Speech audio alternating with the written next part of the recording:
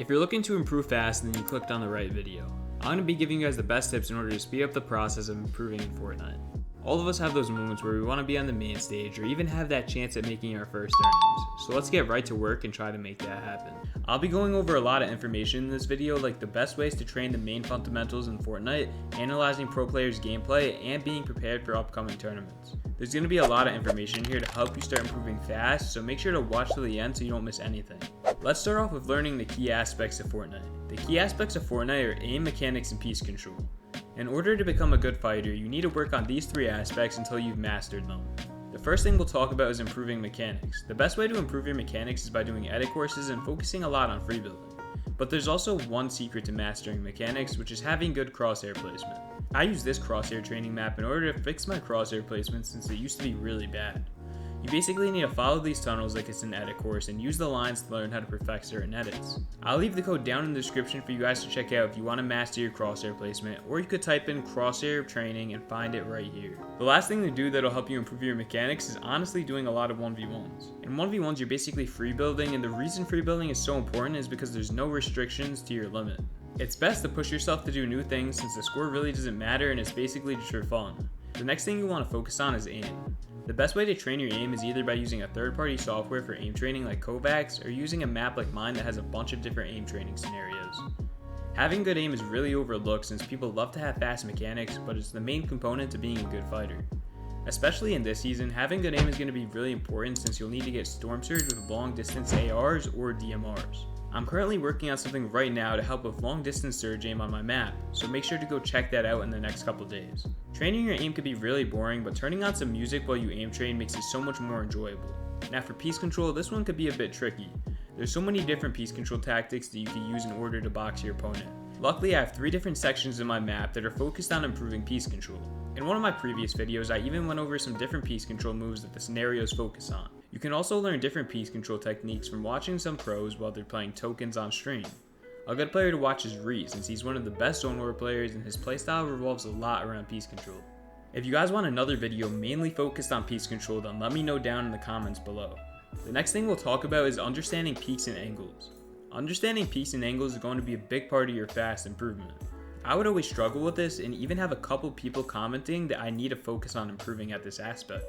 I decided to switch to edit on release off, which helped me to improve on this. I did make a video of the routine I followed, and it only took me about 5 days to start feeling comfortable on edit on release off. Peaks and angles is one of the most important components of winning fights, and it's actually mind-blowing how overlooked it is. If you guys ever want a follow-up video talking about the best peaks and the best angles you could take, then let me know because that's something that gets overlooked and really needs to be talked about.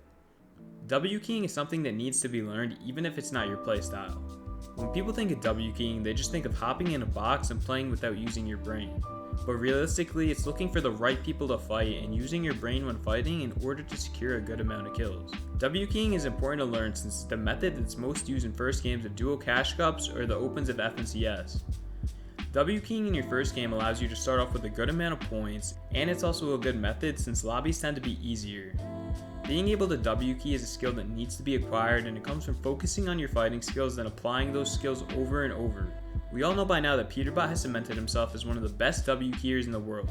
He was able to get a 41 kill win in the Solo Victory Cup finals, and he dominates every single duo cash cup he plays in. So you already know I had to make a video going over his fighting style and teaching you guys how to W key like him. If you feel like W keying is something you're lacking on, then make sure to check out the video.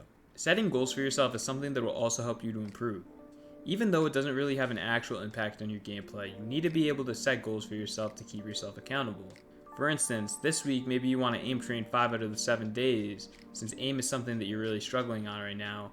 Or maybe you're focused on competitive, so the goals you set for yourself is to play scrims every night, or to get a certain amount of points in a duo cash cup. Either way, setting goals for yourself will help you to keep yourself accountable and focus on what you really want to achieve. Right now, the best way to improve overall as a player is to start playing solos. In solos, you can't really rely on anyone besides yourself. The best way to get good at solos is understanding the meta. This is where the Solo Masterclass comes into play. The Solo Masterclass helps you to become a better fighter and learn the meta for the Solo Victory Cups. I personally used this last season and was able to get a second and a third, which you could watch in my previous videos. I really do recommend it since there's a lot of valuable information and it can help to raise your skill in Fortnite. Another way to improve at solo is by W keying in ranked. Not only will this help you to become a better fighter overall, but in solo victory cups when you might need to fight someone, having that experience will help you to win every time. You'll also need to have these fighting capabilities in duos. Duos is the main game mode this season since the game mode that was chosen for FNCS. FNCS is in less than 20 days, so if you're watching this video when it comes out, you don't have a lot of time to practice. For the FNCS Masterclass, there's a pro coach making videos to help out for FNCS. He's coached some of the best players like Cold, Muzz, Reet, and Scented, and even just got signed to XSET. So if the pros can trust him, then I know we can. Another good thing to prepare you for duos is to build chemistry with your teammate. Chemistry is one of the most important things when it comes to being a good duo. If you and your teammate feel comfortable when fighting with each other and working together during endgame, then this will help you guys out so much more in the long run. The best way to learn how to play with your duo and build chemistry with them is to play in tournaments, but also practice in scrims, ranked, or creative. All of these will help to build chemistry if you guys are practicing the right way and playing like you would in a real game. Another great way to improve fast is by analyzing your gameplay. The best way to do this is to go into the in-game replay system and watch back all the times you died. This is a strategy that's used by a ton of pro players and they refer to it as VOD reviewing. VOD reviewing is one of the best ways to overlook your mistakes and find ways to improve on them. Players use VOD viewing for all different types of situations too, like figuring out which rotates would have been better in an endgame scenario or how they died during a mid-game fight. Along with VOD reviewing yourself, you can also VOD review some pro players. For instance, watch over how some of your favorite fighters are winning all their fights. I recently did this with Peterbot in a previous video, and I ended up watching a couple of his fights in the Solo Victory Cup and the Duo Cash Cup Finals. I analyzed a couple of his tactics he uses to fight. If you guys do have some interest in that video, then I would recommend you watch it. As this video comes out, the meta on Fortnite is crazy. There's overpowered cars, overpowered fists, and with the Nitro Dash you could run into people and basically kill them to fall damage, which is also overpowered. Using this to your advantage early on will help you out. In tournaments, it's going to be important to get these game-changing items and use them to help you win. Even though the cars aren't in tournaments, the fists and the Nitro Dash are, so make sure to use those. Along with the fists being overly broken, you can also use them to rotate like the Katana season back in 2023. And for the Nitro Dash, you can also use them for faster rotates or to help you get refreshes. There'll definitely be some new tricks with all these broken items being added into the game, so make sure to stay on the lookout and be ready to learn all the new stuff. In order to put all this together and actually improve, you're going to need to make a routine. The best way to make your routine is to configure a list of things you want to do in order to improve. What I've been doing is warming up with aim, mechanics, and piece control. Then either playing ranked or scrims after, and then playing some creative. In creative, I tend to focus on doing 2v2s or 1v1 build fights, which help to focus on mechanics. It's best to focus on key things that I talked about in this video in order to start improving as fast as you can. You need to make sure to stick to this routine and make it a part of your daily schedule. Once you open your game, you might as well start off with the warm-up routine and then go on with your practice. If you guys do have any more questions about improving, you can stop by my live stream and ask away. I've been streaming almost every day, basically training for this upcoming season. If you guys want to watch me play ranked scrims or basic warm-up routines, then make sure to stop by. Anyways, I hope you guys did enjoy this video, so make sure to like, comment, and subscribe to show some support. Peace out.